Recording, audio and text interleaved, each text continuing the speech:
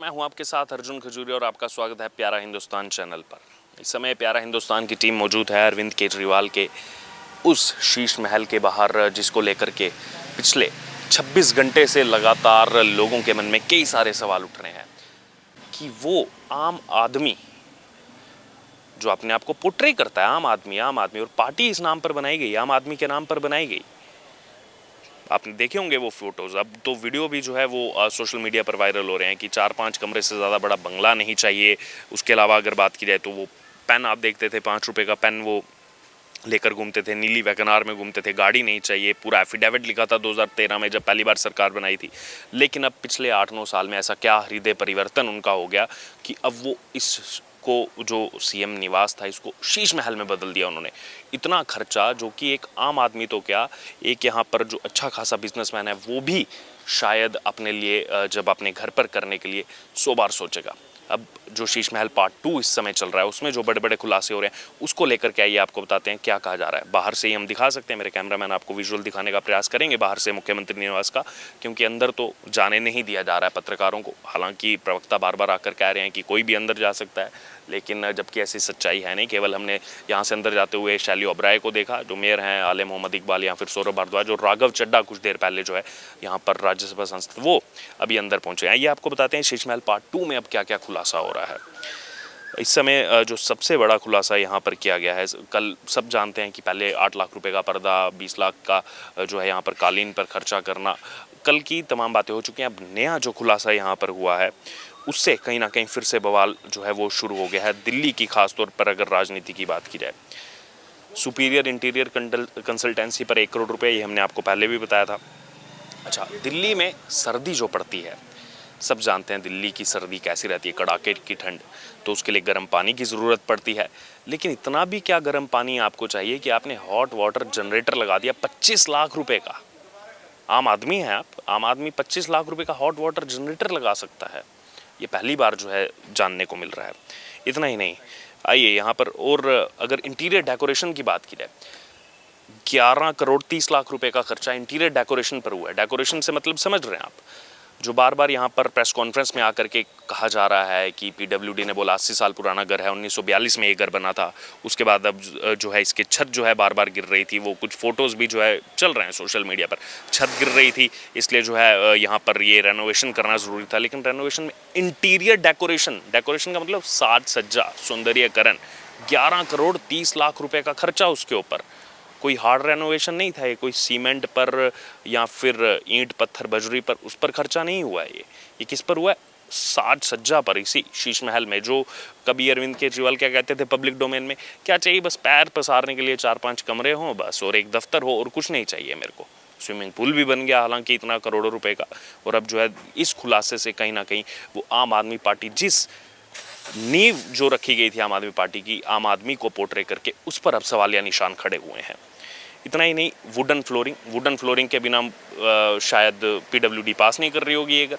98 लाख रुपए wooden flooring पर आपने खर्चा कर दिया। चलिए वुडन फ्लोरिंग से अब आगे बढ़ते हैं।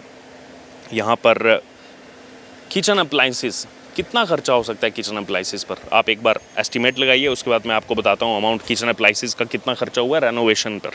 वो बिना उस किचन अप्लाइंसेस के यहाँ पर जो है छत ढह जाती है ना अरविंद केजरीवाल के इस घर की। 80 साल पुराना घर है, ओवन चाहिए, फ्रिज चाहिए, गैस चूल्हा चाहिए, या फिर बर्तन चाहिए खाने के लिए, कुछ बनाने के लिए बर्तन चाहिए। कितना खर्चा होगा?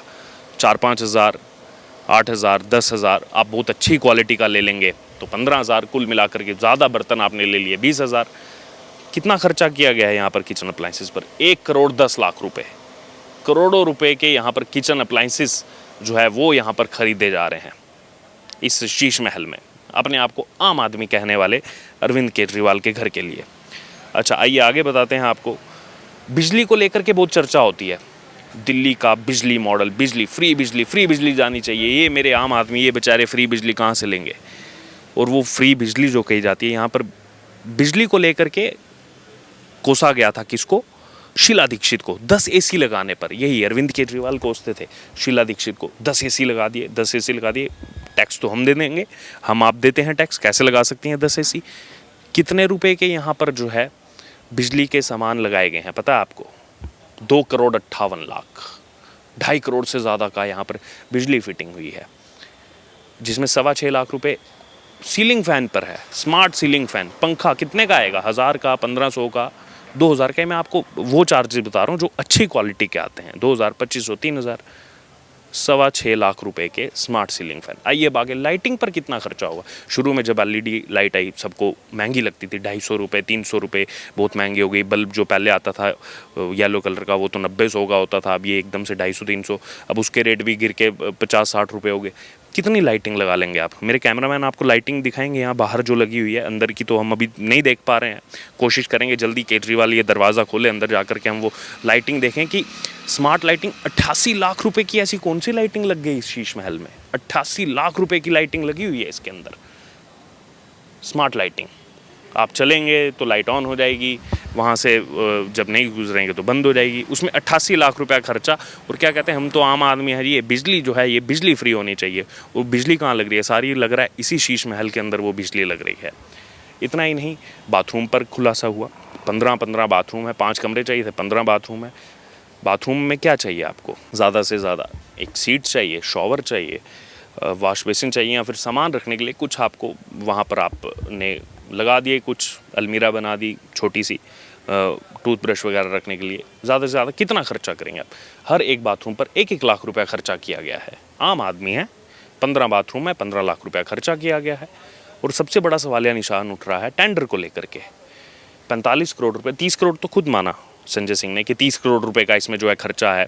45 करोड़ रुपया जो पूरा एस्टिमेट सामने आ रहा है, तो इसमें जो आवंटन हुआ, आवंटन कैसे हुआ? आप गेम देखिए यहाँ पर। अब इसमें भ्रष्टाचार की बू क्यों सामने आ रही है, भ्रष्टाचार की बात क्यों सामने आ रही है?